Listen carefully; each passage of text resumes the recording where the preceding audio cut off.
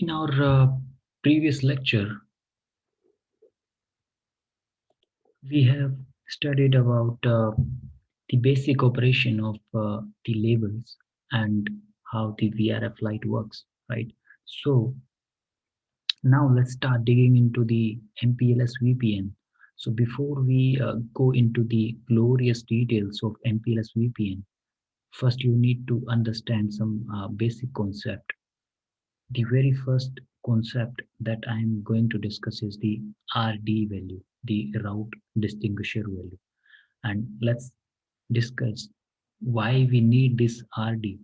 So in the MPLS VPN, what we are going to have on the PE devices. You can see in this particular diagram, there is two PE devices that is called the provider edge devices. We have PE1 and we have PE2. So the PE devices will be connected to the customer devices. Now, let's say we have two different customers. This is, uh, let's say we have customer A here, and this is the site one of customer A. Now, on the right hand side, this is also customer A, and this is the second location of the same customer. You can say this is, let's say, site 2. Here we have another customer. Let's say we have customer B, and this is site number 1 for this particular customer, right? For customer B, and this is site 2 for customer B, right? So this is the provider edge router PE1, which is connected to customer A and also connected to customer B, right? Likewise, the provider edge 2 is connected to the second location of customer A and customer B, right? So now on the provider edge devices into the MPLS VPN, we will be running IBGP to exchange the routes from one location to another location. So now let's say we have one subnet, this 3.3.3.3, okay? And between the customer H1 and the PE1, we are running, let's say, EIGRP on both sides. So now we want to advertise this particular subnet 3.3.3.3 from CE1 to CE2, right? So we want this subnet to travel across this ISP cloud and reach to their second site, which is site number 2. So now what we can do is on the provider edge router 1. So because customer B is also connected on the same PE1, and let's consider that on customer B at site 1, here also we are having the same subnet. Customer B is also using the same private subnet in their network. And let's say between customer B and the provider edge 1, we are running OSPF. Now, if now now let's say we want this particular subnet as we discussed to uh, send to the site number 2, right? So between PE1 and CE1, we are running EIGRP. So, and between PE1 and PE2, we are running IBGP. So when we run EIGRP between these two devices, so PE1 EIGRP process will learn this particular subnet, right? 3.3.3.3. Now we will redistribute the EIGRP into the PGP. because the routes will exchange between the provider edge devices or PE1 and PE2 as BGP, right? So now once we redistribute this EIGRP into BGP, so the BGP process will be having this particular subnet into the BGP table, right? Now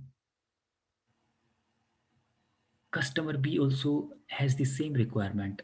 He also wants his particular subnet to advertise to his site number 2. So at CE1 also, between CE1 and PE1, as we are running OSPF, so to get this particular subnet, we need to advertise this OSPF into the BGP so that the BGP process can exchange the route between PE1 and PE2, and then PE2 can send these routes to the uh, site 2 of customer A and customer B, right? But now here we have a problem. In the BGP process, we have the same route 3.3.3 from customer B and from customer A, right? So now BGP, on the basis of the best path selection, it is going to accept only one route, right? Or it is going to accept either from CE1, that particular route, or from CE1 site A, or from the CE1 customer B, right? So it is going to accept the route either from customer A or customer B, because in the uh, into the BGP process, BGP is now confused, right? Which route it needs to put into the BGP table or the routing table. So now what we can do is,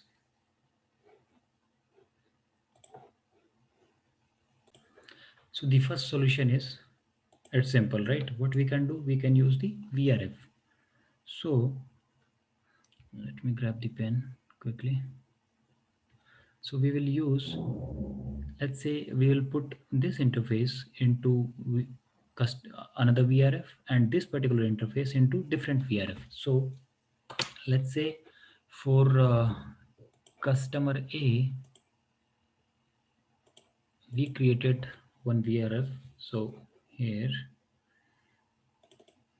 at PE1 for customer A, we created the VRF, let's say cust A, right? And we put this particular interface into customer uh, cust A VRF, right? And this particular interface here also will create one VRF, let's say named customer B. Okay, so now, but problem is same on the PE1. Once we redistribute the routes from customer A EIGRP into BGP, and from customer B OSPF into BGP, still into the BGP process, we don't have anything that can differentiate between these two routes which are coming from the different VRFs. So that is why route distinguisher was designed, because BGP process was not able to differentiate between the same prefix that we were learning from different customers, right? So the route distinguisher was designed for that particular problem. So let's say for customer A, the route distinguisher was 100.1, and for customer B, it was, let's say, 100 colon 2. Okay. So now when we redistribute the EIGRP into BGP, and for customer B the OSPF into BGP, then the BGP process will be able to differentiate between the different uh, subnets of different customer. Even if now when we are using the RD value, let me grab the pen. So we are using the RD value now. Now if you redistribute the EIGRP into the BGP And here also, if you are using the same IP or subnet and you're using, let's say here OSPF, and you're redistributing it into the BGP, now in the BGP table, there will be separate instances, right? So BGP will maintain separate instances, one for this particular RD value against the VRF that we are using, cust A, and second for this one. So now our first problem is solved, right? Now we can differentiate between the routes of different customers, right? Okay.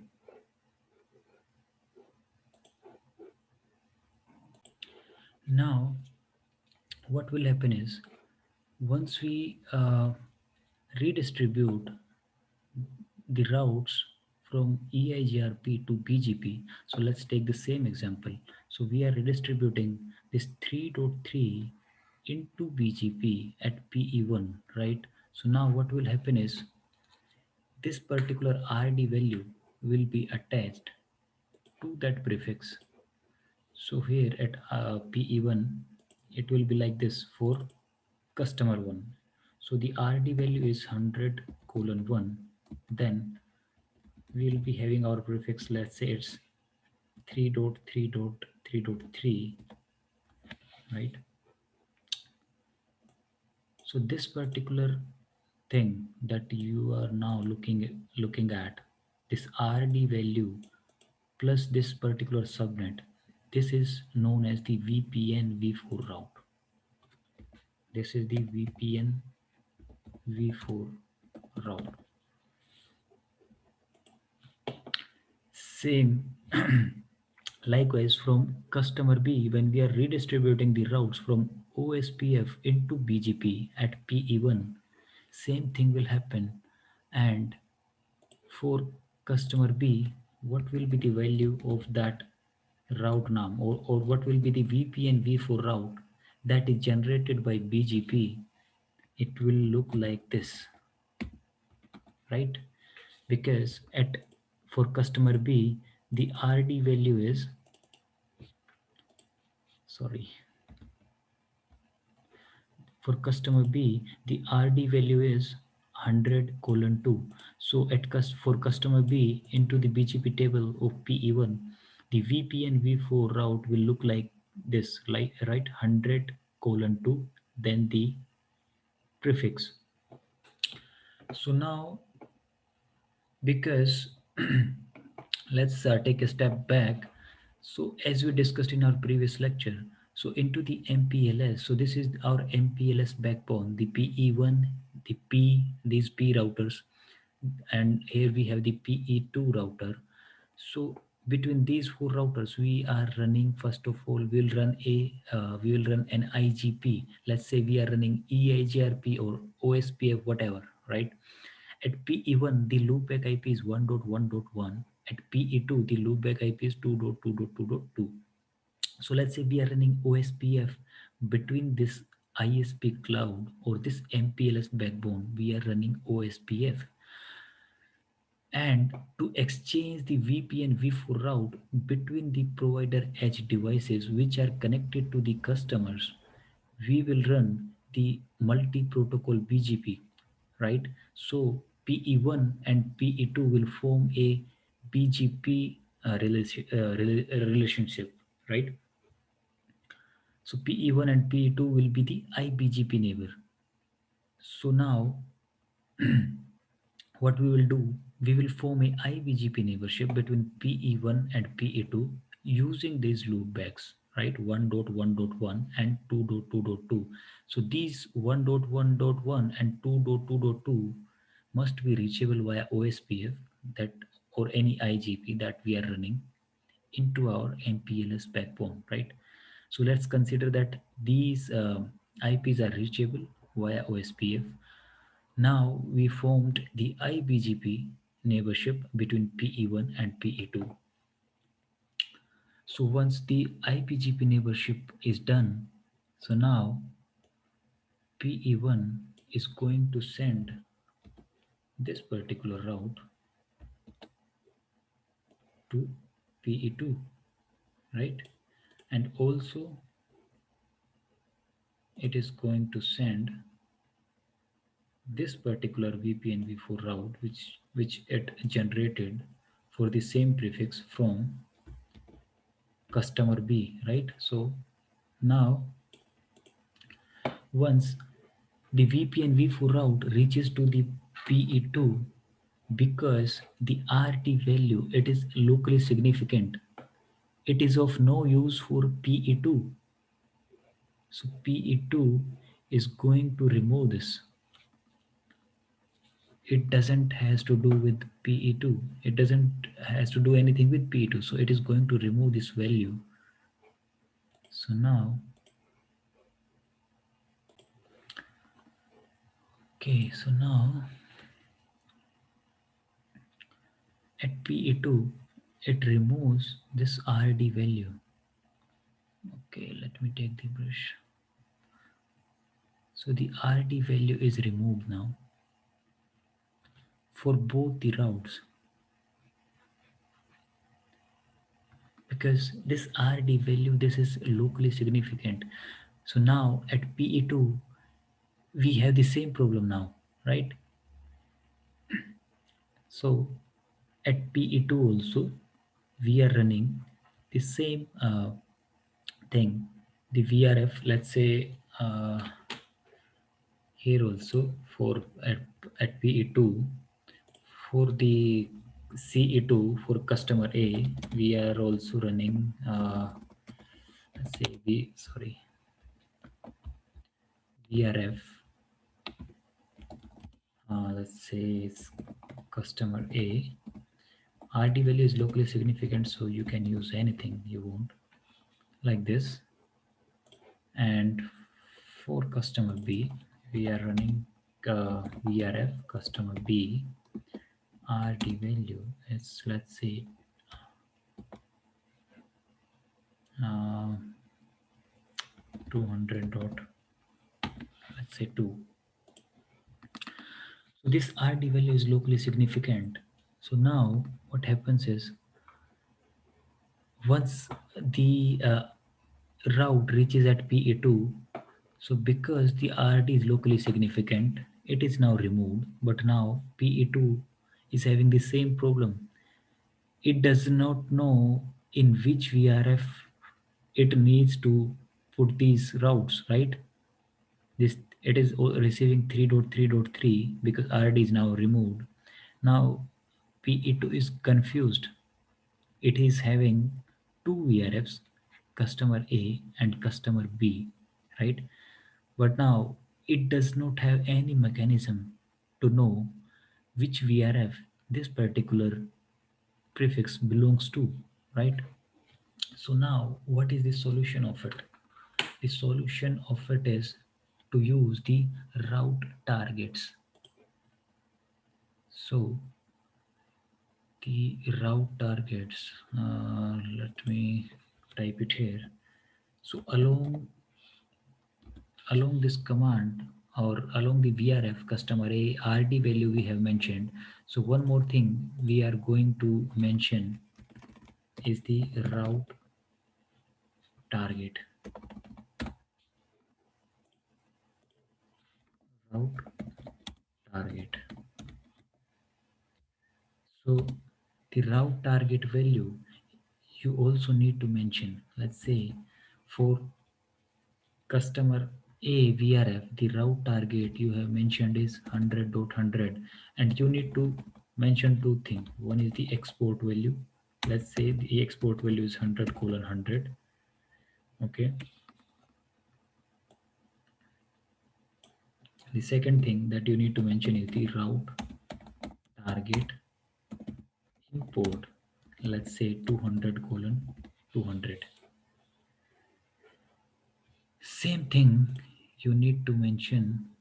Let's say for the route target, uh, route target export value, here you're using 300:300 for customer B, and the route port value is 400 colon 400. Now let's say on the PE2, the route target value for customer A, we are using export 200 colon 200, and the route target import value we are using 100 colon 100. Okay, same thing. Let's quickly do it for customer B.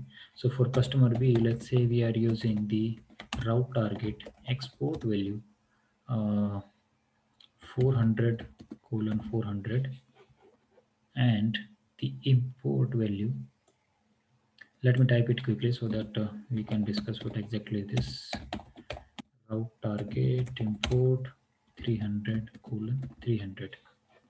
Okay, so now what this RD value does, what this RD value is going to do is uh, when the routes reaches to PE2 and the RT value is removed, so when the routes were sent by PE1 with the RD value, so along with this RD value for customer A, the PE1 is also going to include this route target export value. So the route target export value is 100 colon 100 for customer A. And for customer B, along with this RD value, it is also going to include this route export route target export value, which is 300 colon 3 300. So now in our case, when PE2 receives the IPGP update from PE1 for the customer, uh, I'm sorry, for from the customer A prefix 3.3.3.3. Now, so once it receives the prefix, it is going to check. So after removing the RD, it is going to check what is the route export value is 100 colon 100, right? So now it is going to match that particular value with its import value. So now you can see here the import value, right? And this particular route target is configured under the VRF customer A. So now PE2 knows that this particular subnet I needs to put into the customer A VRF. Same thing for customer B prefix that it is now receiving. So it is receiving it with a route target of 300 colon 300, and into the customer B VRF it is importing that value. So now it knows that this particular prefix it needs to put into customer BVRF. So this is how the route targets works. So let me brief quickly. First of all, let me make it very clear that this RD value, it's not a functionality of MPLS, but it was designed for PGP because PGP was not able to identify or differentiate between the routes, or you can say between the different routes of different customer into the BGP table. So that is why to segregate between the different routes,